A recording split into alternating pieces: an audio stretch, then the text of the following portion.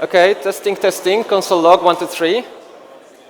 I believe I can hear my voice, so we may start as well.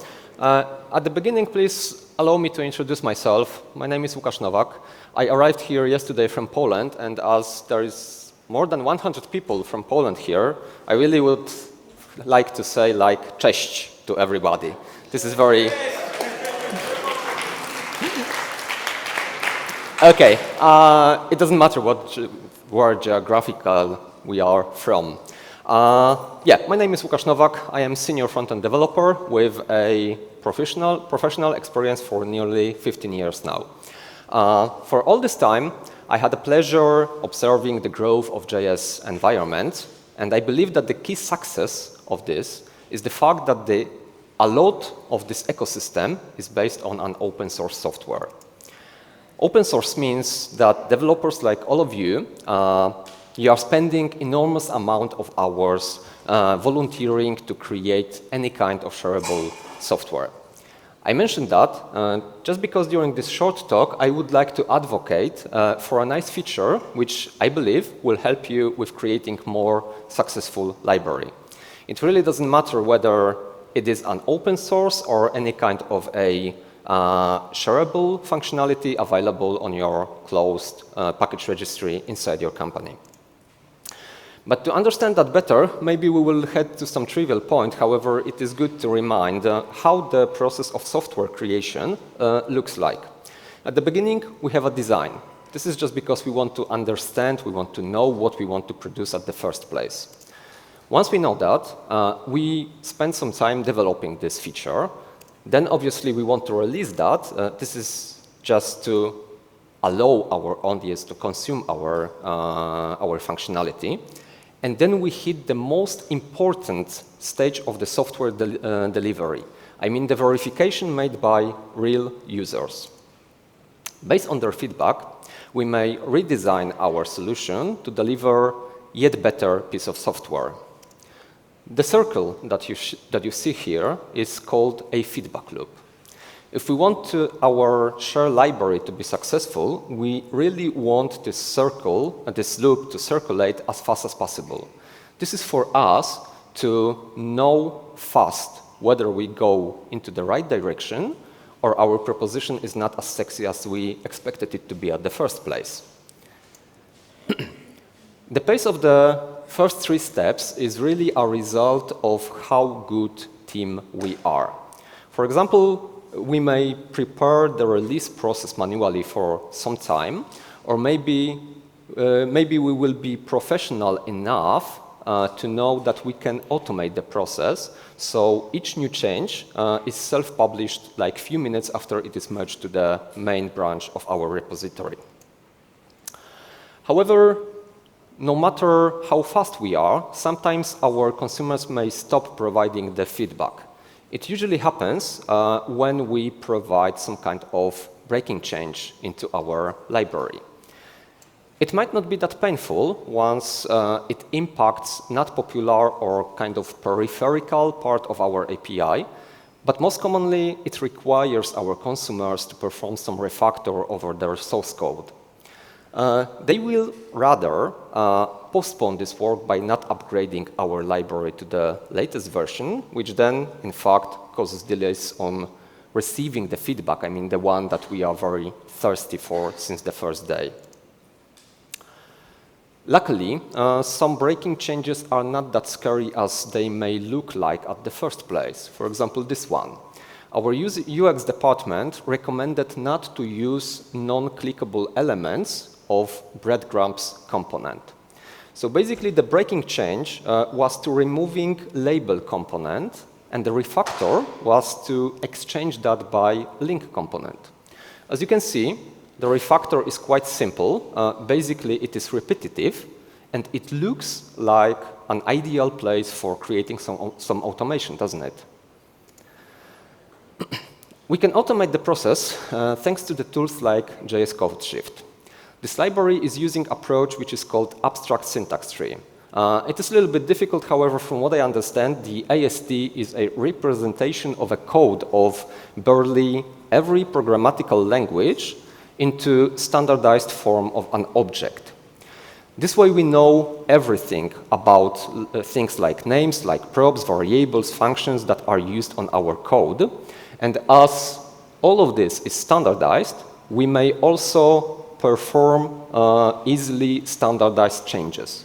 Those changes are called code mods. I have prepared a simple code mod which automatically exchanges label component by link component. If you got fancy with that, just please head to my personal GitHub repository where I show this code to the world, honestly. Okay, and how the code mod really looks like. Yeah, we are here. So basically, as you can see, the code mod is nothing else but a simple JavaScript. The JS code shift works like this way, that it reads the source file, it automatically translates that into abstract syntax tree, then it allows to perform some changes, and after that it retranslates, sorry, saying R for Polish people is difficult, then it retranslates this back from abstract syntax tree back to the language of choice. Obviously, JavaScript is the language of choice. And then it stores those changes into the source file. So as you can see, we are reading the source, and then we are trying to find some React components. Basically, those are JSX elements. Once we have them, we want to narrow the area of searches just because we want to change only Fleur breadcrumbs label component. Once we have those, we do some stuff in order to make our life easier. I mean, we destructure the AST. This is just because AST is basically big and complicated object, and we really want to tackle very small portions of this object. So after the destructurization, we want to create the new component based on the filtered one. In order to do so, we are using JSX elements function, and inside we are using JSX opening element function. This is just because both components, the Fleur and the link one, are self-closed components, so basically we need only this single function. The JSX opening element function requires 3 arguments. First of them is connected with the name of a component. Second is connected with props passed to the component. And the third one is completely not interested just because this is self-closing tag. So once calling the JSX opening element function, we let ourselves to perform some changes of the newly created component. So basically, as you can see, we exchange the label part of the name with link part of the name. Then we provide, what is happening? It doesn't matter. Then we provide a new prop, the href prop, and because we really don't know, we cannot identify where the link is supposed to head to, we just put some kind of an anchor, like a string hash representation, and then our users will have to go through all those changes and manually exchange the anchor into the link they want, into the URL that they want this link is heading to. Also, we put the REST attributes. This is just because we want to remain all other props unchanged. We self-close the component, then we replace the old component by the new one, and then we finalize the works, which means that JS code shift is doing some kind of bish bash bosh with retranslating this AST back into the source code and saving that into the file. Yeah.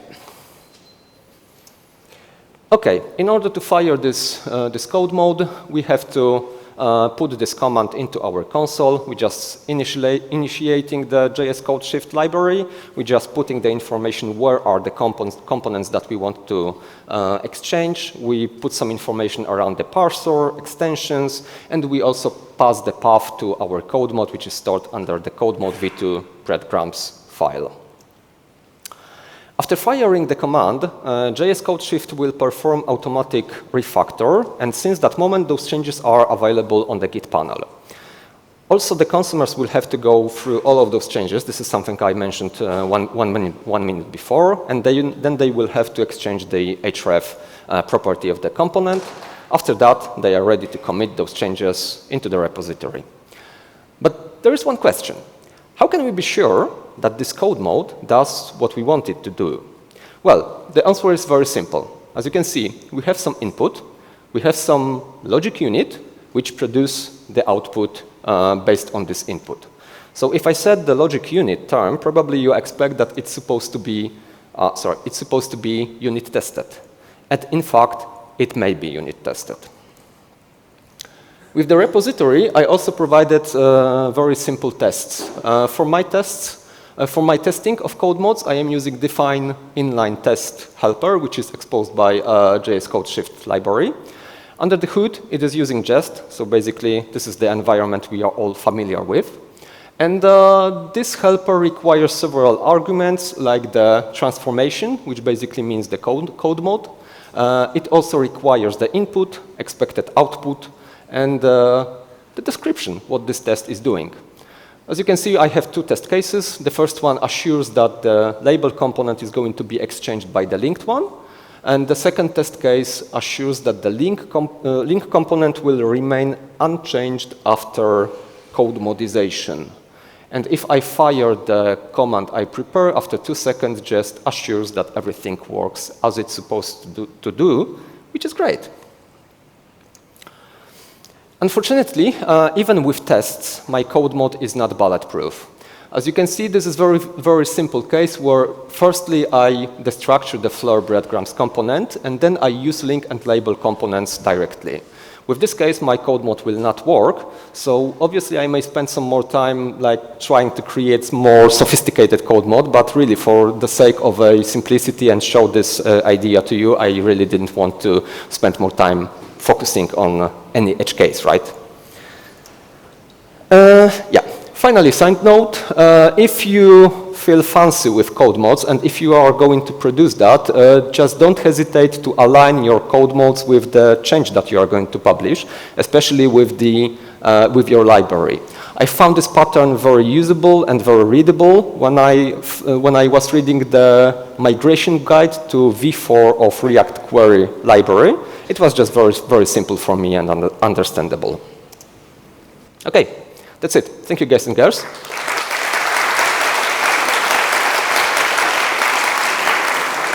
Sorry, I just really wanted to say that hopefully I will see all of you again next year on React Alicante. And until this time, just keep coding. Hasta luego and cześć.